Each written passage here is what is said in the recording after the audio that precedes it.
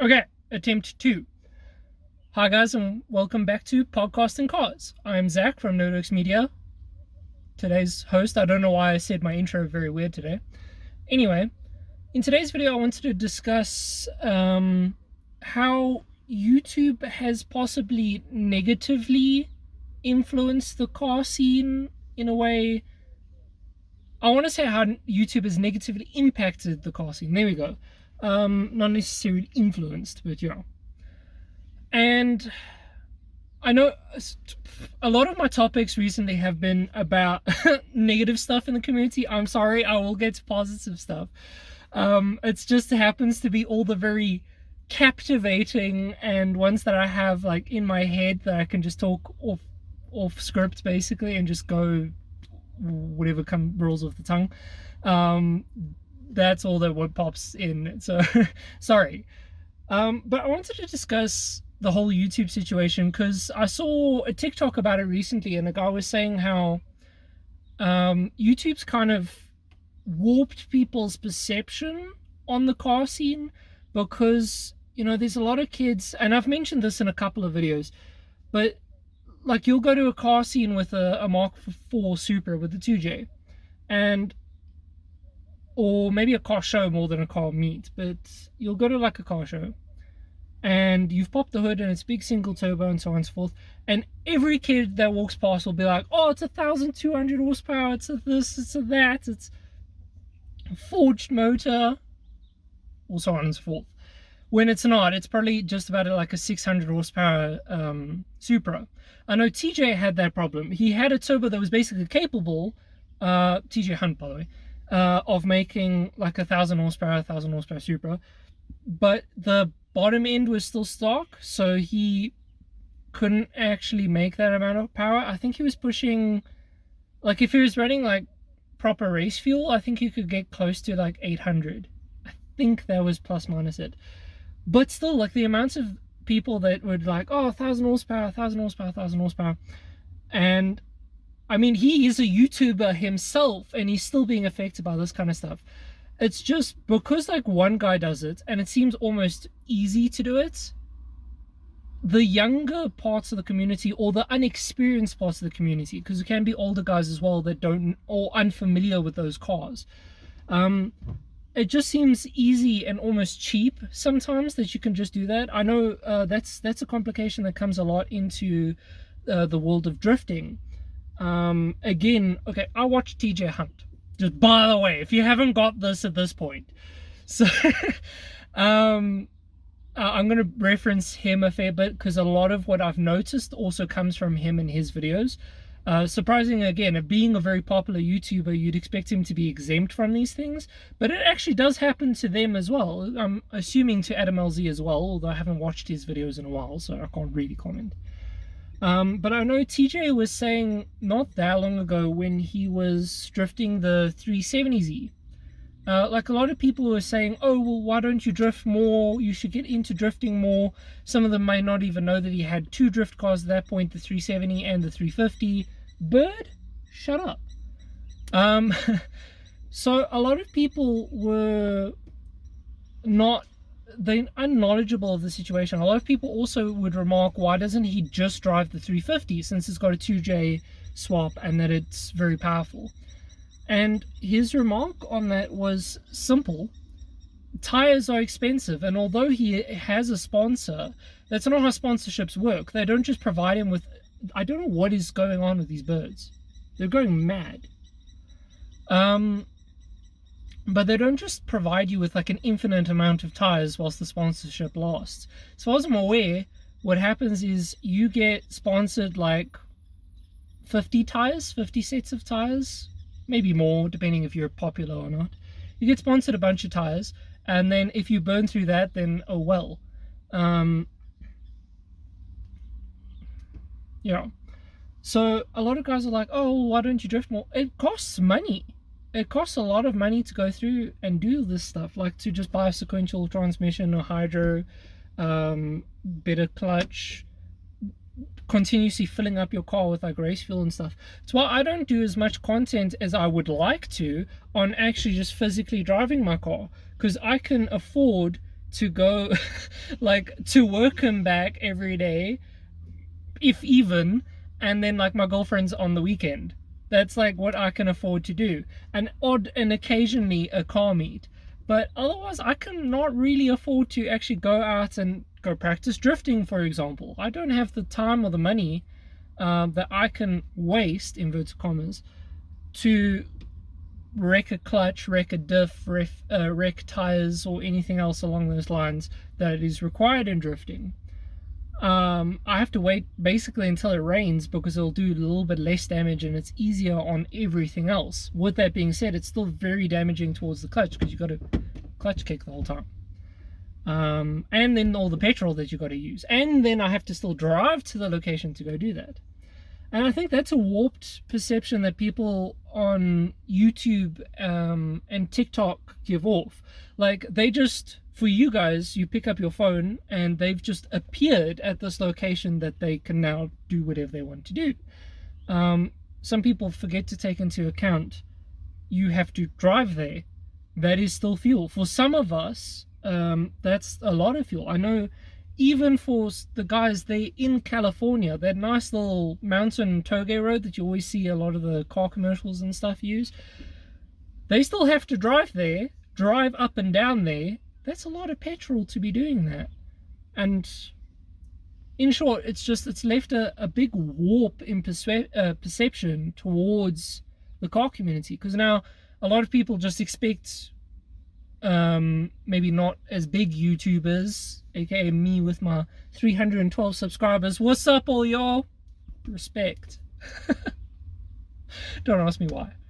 Anyway, or even just like normal people in the community that aren't interested in being on the social media side of it, but more so they're just interested in having the car.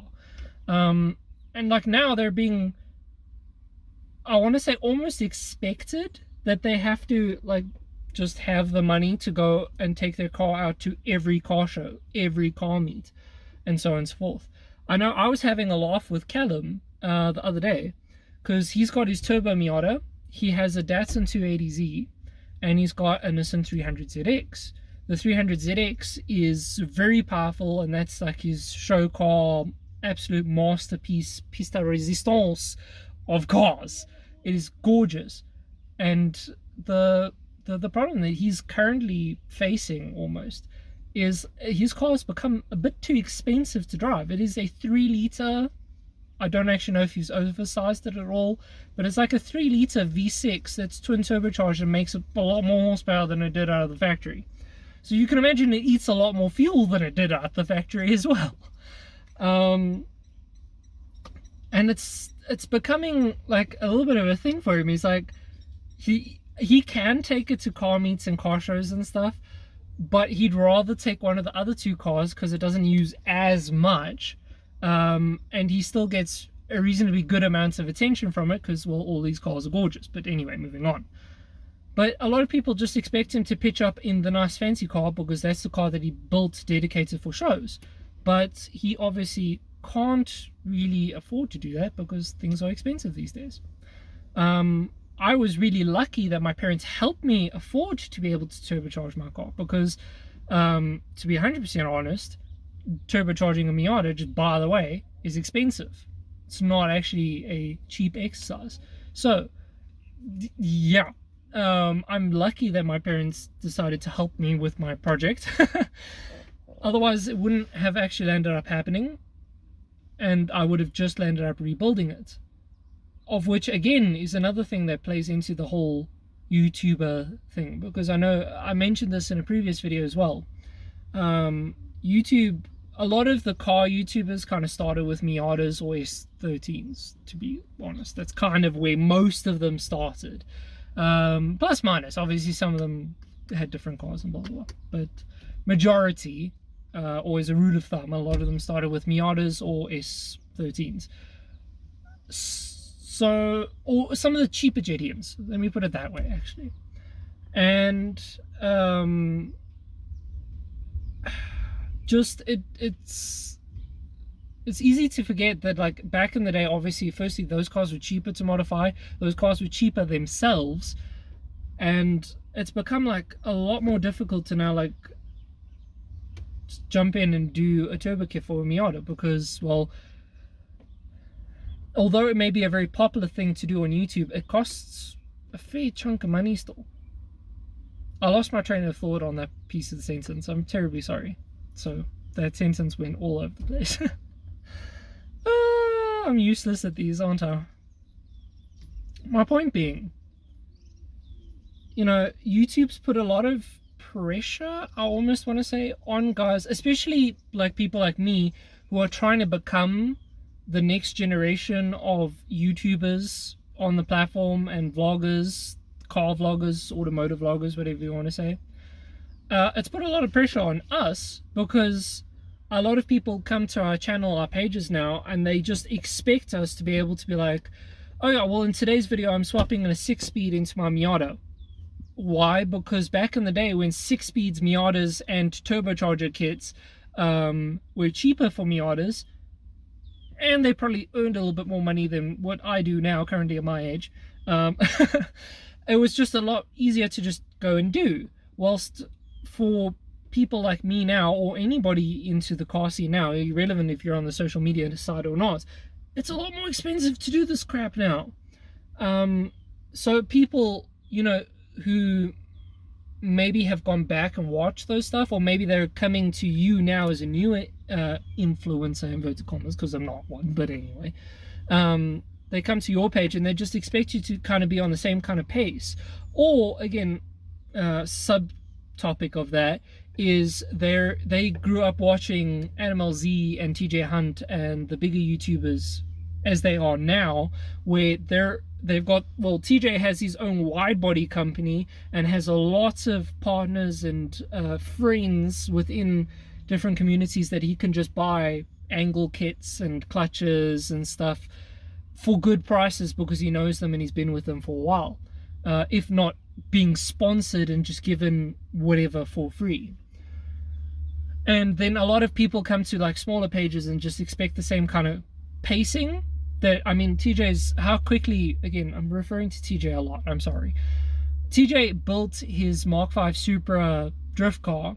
I know he's still currently busy with it, or at least at the time that I'm recording this. But the amount of progress that he's just whipped through it, and, you know, he's just bought all the parts outright, bought the car, bought this, done this, just do. People like myself can't afford to do that kind of stuff. As it is, I can't afford a Mark V Supra, but even if I could, or if we had to use my Miata in the same position, I just haven't got the time or the money that I could just plow all of that onto my car today now. Whilst he's probably, you know, taken a week's worth of work, and that's made 3 weeks worth of videos, if that makes sense. I'd have 3 weeks and like 1 video per week, if that makes sense, because that's, if even if I could afford to do it, that's how I'd have to pace it. Because, yeah, again, my point being, the pacing is wrong. The perspective of people is, oh, just do it because you're on the platform, you're clearly earning money. I'm not earning money, in short. So I can't afford to just dump and go quickly. I'd absolutely love to get a 6-speed. I would have loved to have forged my engine just whilst I was busy rebuilding it. I would love to repaint my car and maybe get custom carbon fiber pieces for my car. Can't all afford these things. And that's where I feel the community's been led astray recently from YouTube.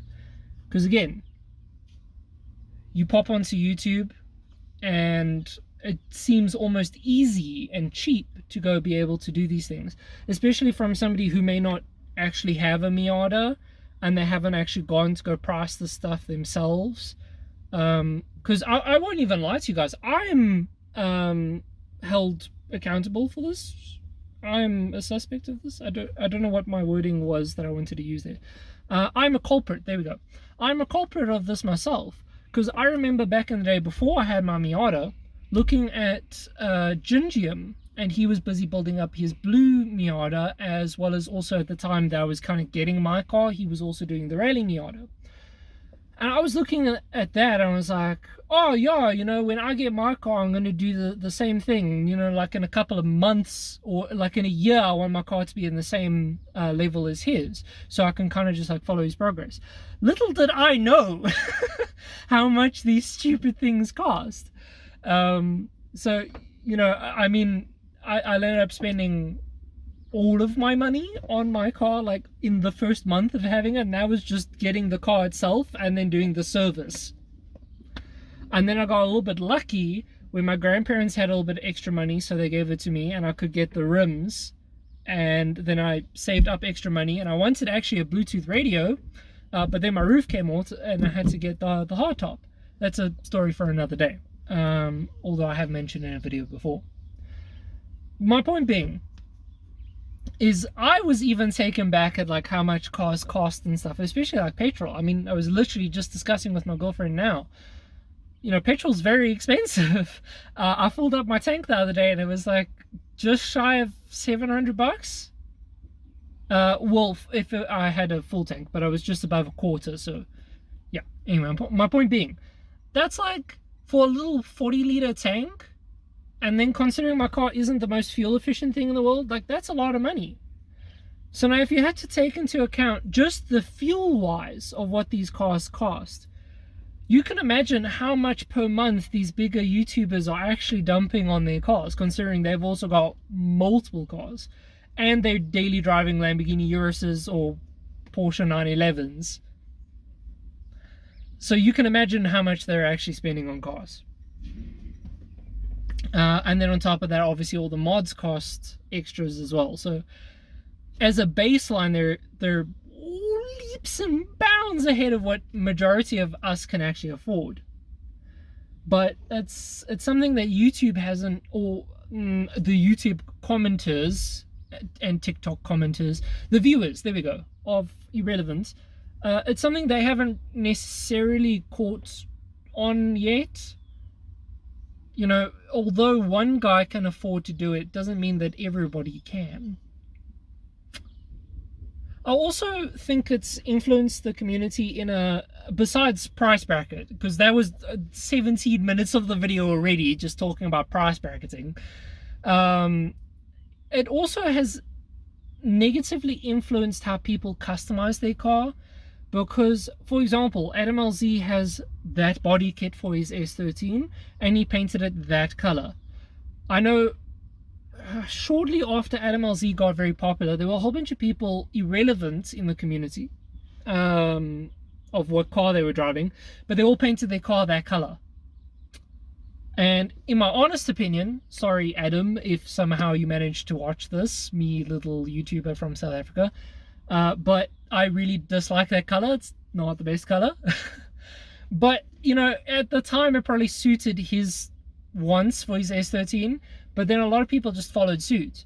I know in the Miata community, one guy did those little LED bar lights with like a whole bunch of washers and then just manually lowered his lights so it looked like low profile LEDs.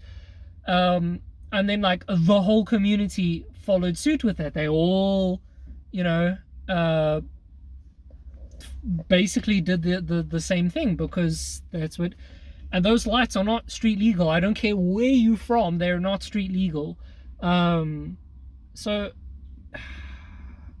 it's kind of like just, and well, I suppose that's why they're named influencers, aren't they? Because they influence what's happening in the community. Being also in terms of car customization. Ford Ranger is going to be a bit loud. Cool. Which, again, should actually happen in the same breath, because influencers have, I want to say, the power almost, that they can then say, sorry, they're pulling up to my dad's shop, so just making sure everything's okay. But they have the influence to teach people, these are the mods that you should do, these are the mods that you shouldn't do. Kind of actually what Donut was doing with the cheap versus not cheap. I can't remember the name of the series, because I'm going to be honest, I didn't actually watch it. But I mean, it's kind of what they were doing, and that's a good use of the platform. where some of these guys just do cheapo ghetto mods essentially because it will look nice, and you know, maybe they're doing it for a drift car because obviously it's going to plow into a wall in 5 minutes anyway. They don't need to worry about the cosmetic appeal almost. But then it influences a lot of guys who have just gotten into the scene, and they're like, oh, this guy did it for his car. Notice how I didn't mention what his car is actually doing or what it's built for. He did it for his car, I'm going to do it. Which is wrongfully influencing, because you're influencing the wrong side. Because you've done a drift car, now you're influencing street cars, essentially. Or, inverted commas, and this is a whole big thing that I've had on TikTok recently. One guy builds a 800 horsepower Miata. Now, everybody thinks, let's go build an 800 horsepower Miata. Again, besides the cost in that matter, some of us don't want 800 horsepower Miatas, some of us just want little 200 horsepower Miatas, because that's more than fine to daily drive. It's still very comfortable, it's still actually quite fuel efficient. It looks nice, you get all the cool sounds, you get the good oomph and move out of it, but you don't need 800 horsepower. You don't need to build a drag car, essentially. And don't get me wrong, obviously if I had the money, I would love to like overbuild this thing and so on and so forth. And then I would be one of those kind of YouTubers. But I feel like also, and I think I'm going to start trying to do this in my videos a little bit more, I'm going to say, just understand what I'm building my car for and the reasonings and so on and so forth. Because, again, a lot of people see you building a drift car, and then you do a little bit of like ghetto stuff because you don't need that stuff in the car particularly, or it's not important to keep it properly. Basically zip tie mods, inverted commas, or zip tying a bumper to keep that on, or whatever, something along those lines. But then guys think that it's okay to just do that for street cars, but then it causes problems, or blah blah blah blah. Or another very, very big piece within this topic is you'll see the guys that join shows and stuff as stance cars, and their cars are slammed to the ground. And that's because their cars are like once every 3 months they might take their car to a show, and that's why they are so pristine even though they're dropped that low and so on and so forth. And they're static, obviously not on bags, or maybe they're on bags, but my point was more so about the static guys. Then you get some little guy who's like just bought his BM, who thinks the same thing, and he's like, oh damn, that looks dope, I'm gonna do that for my car. But that's his first car, and it's also his daily driver that he needs to get back and forth from work, so he slams the shit out of it because he thinks it looks good, of which it might. I'm not going to argue if it does or doesn't. In my personal opinion here, it doesn't matter. But he's going to slam the shit out of it, and then he's going to try to drive it to work, and he's going to clap like multiple potholes, put holes in his oil pan, and then never be able to drive that car again. Now that's less about the YouTube influencing, but my point still stands within the greater topic. I hope today's video has actually made some form of coherent sense. I know that I look back in some of these videos whilst I edit them, and I'm like, what in the living hell am I on about? Can I please just speak a coherent sentence? Thank you. Yeah. I know also, like, I can't remember the guy's name. Is it Tanner Fox? He's younger than me, okay? And like when he was 16, 15, somewhere about there, I think he bought it for his 16th birthday. He bought a R35 GTR. So his first car was an R35 GTR. Again, he was very lucky in his positioning and just how his channel took off beforehand and so on and so forth. Not all of us have this luck. Some of us need more some of us need more points in our luck stats, okay? We've got it all in dexterity or strength, and we didn't put it in luck, okay? Oh, making Dark Souls memes. Good times. Anyway. So, he got very lucky in that position. I know TJ Hunt's first car was like a BMW 323, a 330, maybe just a 320 or something like that. I can't remember, but I mean, still, he got like a at the time, pretty damn brand new BM for his first car. And I do feel like starting off on a good foot obviously helps. Not all of us can start off on a good foot. I will be the first to admit I got super damn lucky. I got a Miata for my first car. Not everyone can get a Miata for a first car, and I 100% understand and respect that. Not everyone can get a Miata or 240 or whatever for their first car. But again, growing up in the community, I can even remember looking back on it and being like, shit, I want a Miata as a first car. And don't get me wrong, it was probably my determination, the fact that I wanted one as a first car, that I pushed for that. But it was because I was looking on the internet and seeing people like Adam LZ, TJ Hunt, and then mentions of other YouTubers, talking about the fact that they were getting these kind of cars as their first cars. So, how do I want to round out today's video? It's basically just, it becomes like there's such a heavy warped perception in terms of cost of being able to do things, and availability. I mean, again, also the whole topic of importing cars. I know, in the UK, obviously guys could get R34 GTRs, or here, R34 GTRs were sold here from Nissan from 1999, whenever they were brought out. 1996? I don't know when the R34 was actually brought out, to be honest with you. I can't remember off the top of my head. But my point being is we got GTRs here just straight off the bat. Not many, but we did get. Same with Mark 4 Supras, blah, blah, blah, blah, blah. But, some of obviously the states didn't get from just straight out the box. They had that 20-year rule that they have to now comply with. So now they're busy all importing it, and the cars have obviously picked up attention. But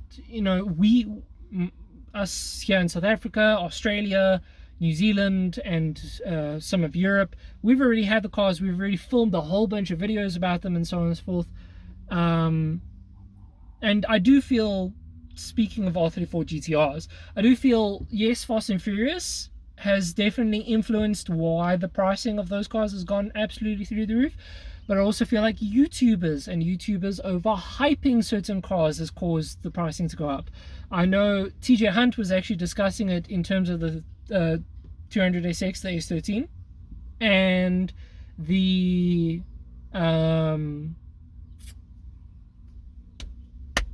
350Z. There we go. I know he was discussing for those cars, it's also caused their prices to inflate insanely because lots of people want them because they've been praised on YouTube, which I guess is fair enough. I bought a Miata because I saw it being praised on YouTube.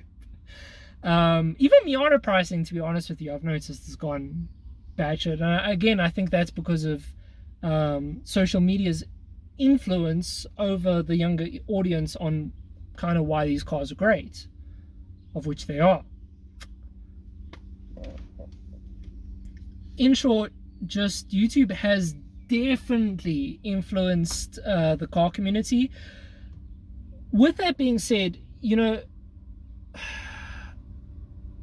social media has definitely added its fair few negatives towards the car community, don't get me wrong, but I do feel it's also added a lot of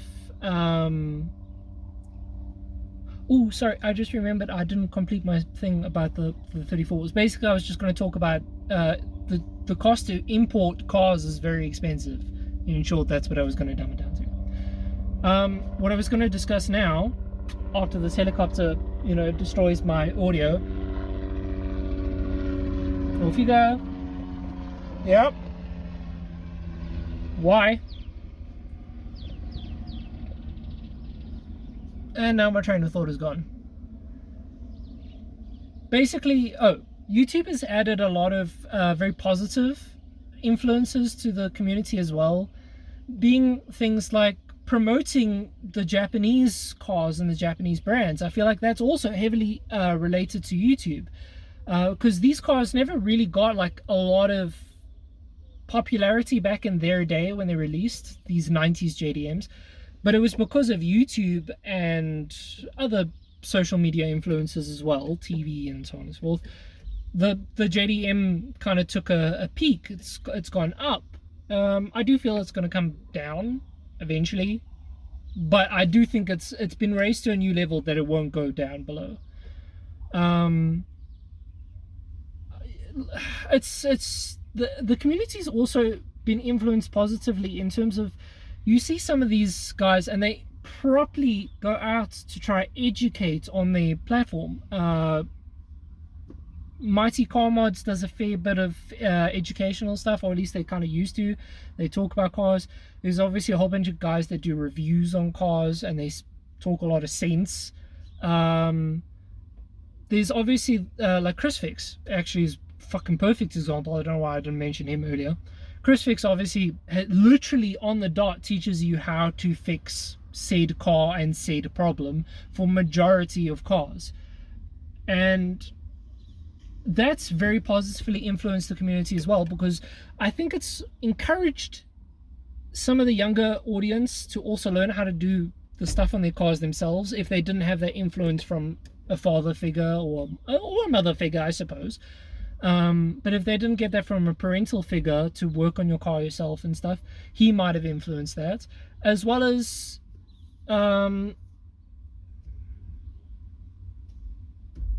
yeah, in short that. But this video's gone on for a while and I'm kind of running out of stuff to say, and my brain is going big mush mush, not paying attention, and I'm not making coherent sentences anymore.